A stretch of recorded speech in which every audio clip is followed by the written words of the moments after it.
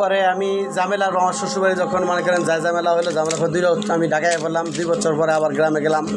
তো আমি শিওর যে আমার সম্পর্ক আর থাকলো না, হয়তো আমার ওয়াইফ তখন তো মোবাইল ছিল না অ্যাভেলেবেল, মোবাইলের যুগ না।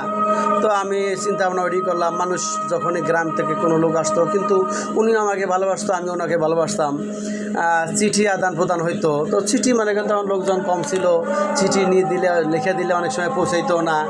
পরে ওনাকে বিয়ে দেওয়ার জন্য ওনার বাবা মা অনেক চেষ্টা করছে যে তোরা আমরা বিয়ে দিয়ে দিই। তো আমার ওয়াইফ রাজি ছিল না। তো আমিও মানে যোগাযোগ করতে পারি নাই। তো আশেপাশে যদি যারা পরিচিত ছিল তারা যখন গ্রামে যেত তখন ওনাদের মারফত মানে টুকটাক কথাবার্তা বলতাম, তোমরা এই কথা বইলা দিও, আমি আসি, আমি আসবো, ওই সেই। তো আমার ওয়াইফও আমার এই বিশ্বাস নিয়ে উনি ছিল। থাকার পরে আমি 2 বছর পরে গ্রামে গেলাম। গ্রামে যাওয়ার পর আমার শ্বশুর আমার এলাকার একটু প্রভাবশালী, মানে কি বলবো, ওনারা একটু বেদ্য শ্রেণীর লোক, মানে ওনারা অনেক বড় লোক, টাকা পয়সা আলা, কিন্তু ওরা উচ্ছৃঙ্খল। হ্যাঁ, অহংকারী লোক। হ্যাঁ, মানে টাকা পয়সা আলা, তো তার কারণে ওনারা খুব উচ্ছৃঙ্খল। এমনি গ্রামে থাকতে আমার মনে করেন ছেনি লিয়ে দৌড়েছে, ছেনি বুঝেন তো, যে খেজুর গাছে রস পাড়ার জন্য ওই ছেনি লিয়ে আমার দৌড়েছে। পর আমি তো মনে করেন গ্রামের থেকে পলে আয় পড়ছি ঢাকা। 2 বছর পর আমি আমার গ্রামে গেলাম। তো গ্রামে গেলাম 4 দিন 5 দিন হয়ে গেছে, শ্বশুরবাড়ি এলাকার আমি যাই না যাওয়ার পরে পরবর্তীতে আমার এক মামা শ্বশুর ওনাদের বাড়ির কাছে আবার একটা বাজার ছিল, আমরা বাজারে গেলাম। তো বাজারে যাওয়ার পরে আমার এক মামা শ্বশুর দেখছে আমারে। আচ্ছা। তো দেখার পরে আমার মামা শ্বশুর যাই আবার বাড়ির যে কইছে আমার ওয়াইফরে যে তোর জামাইরে দেখলাম মানকারাট। পরবর্তীতে আমি এত জানি না যে সে যে বলছে। পরে তারপর দিন দেখি সকালবেলা আমার ওয়াইফ যে হাজির আমার বাড়িতে যে যখন উনি গেছে তখন তো আমি তো মানে দুনিয়া একদিকে, আমার ওয়াইফ একদিকে। আমি ওনার ভালোবাসা, আমি এখনও আমার 2টা ছেলে, আমার 2 বড় ছেলের বয়স 27 বছর, ছোটো ছেলের বয়স 24 বছর। আমি এখনও আমার ওয়াইফের লাগে, হ্যাঁ আমার সাথে ঝগড়াঝাটি হয়, অনেক ঝগড়াঝাটি হয়, মারামারিও হয় মাঝে মাঝে, কিন্তু আমি কখনো আমার ওয়াইফের যদি ঝগড়াঝাটিও করি, মারামারিও হয়, আবার দেখা গেছে 1 ঘন্টার ভিতরে যদি আমি ওনাকে না দেখি, অনেকটা হয়ে গেছে, আমি ওনার সাথে কথা না বলি, আমার মাথা ঠিক থাকে না। সেই জন্য আমি ওনার সাথে সবসময়ের জন্য এমনি ঝগড়াঝাটি করিও ওনার সাথে আমি মিলি কথাবার্তা বলি। তো দেখা গেছে উনি আইসে এখন আমার বলতেছে যে বাড়িতে আছে, মানে আমার বাড়িতে আসছে, আইসে এখন সকালবেলা হাজির, এখন আমার বলতেছে চলেন আমার বাড়িতে যাবেন। তো এখন আমার আশেপাশে বাড়ির যারা আছে, আমার বাবা মা আছে, তারা সবাই নিষেধ করতেছে যে না তুমি যাইও না, এরা মানুষ ভালো না, তালুকদার বাড়ি, তালুকদার বংশের লোক, তারা উচ্ছৃঙ্খল, তাদের টাকা পয়সা আছে, তোমার আমার এটার ফেলাইব। তো আমার ওয়াইফ বলতেছে আমি যদি আমার স্বামীকে ভালোবাসি, আমার বাবা মা কী করব? তখন সবাই বলতেছে তুমি ভালোবাসলে কী, তোমার বাবা মা তো ভালোবাসে না, তোমার বাবা মা তো এরা যে কোনো সময় মেরে ফেলাইব।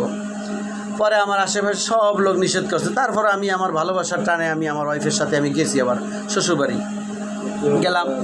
যাওয়ার পরে তার সাথে আমার আবার সম্পর্ক পুনরায় হলো, শ্বশুরবাড়ির সাথে আমার সম্পর্ক হলো, আস্তে ধীরে কথাবার্তা হলো, সবার সাথে আমার ভালো সম্পর্ক হলো। তো সেখান থেকে আজ পর্যন্ত এখন পর্যন্ত আমার সংসার আছে, ঠিক আছে।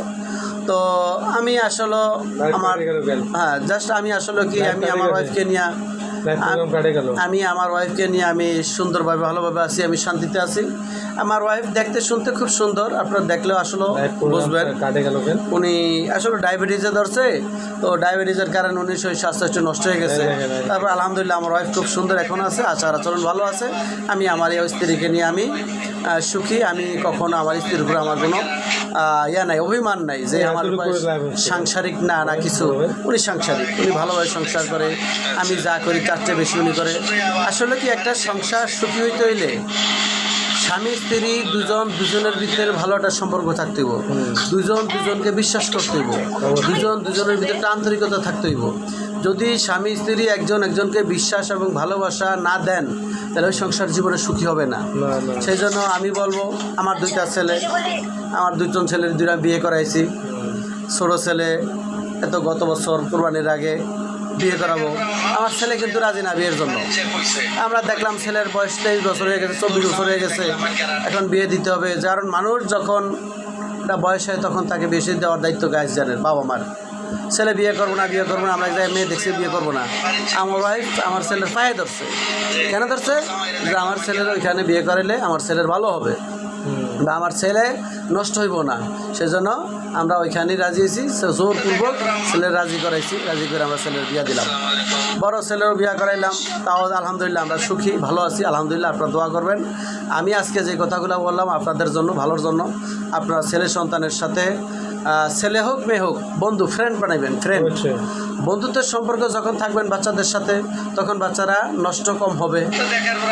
নষ্ট হওয়ার মূল হলো বাবা মার থেকে সন্তানদেরকে দূরে রাখা। সন্তানদেরকে বাবা মার কাছ থেকে দূরে রাখবেন না, সন্তানদেরকে সম্পূর্ণ বন্ধুর মতো পয়সা ভালো মন্দ কথাবার্তা সব কিছু বলবেন। আপনি যদি আপনার সন্তানের সাথে কথা না বলেন, আপনার সন্তান কার কাছে শিখবে? আপনার সন্তানের সামাজিকতা বলেন, আচরণ বলেন, ভালো একটা জিনিস বলেন, ভালো একটা কথা বলেন, সংসারের ভালো মন্দ সব কিছু আপনার ছেলে সন্তানদের সাথে শেয়ার করবেন। আপনার ওয়াইফের সাথে শেয়ার করবেন, ওয়াইফের বিশ্বাস করবেন, ভালোবাসা দেবেন, তাহলে আপনি সুখী হইবেন। তো আজ এই পর্যন্তই, আলহামদুলিল্লাহ, ভালো থাকেন। আসসালামু আলাইকুম ওয়া রাহমাতুল্লাহি ওয়া বারাকাতুহু।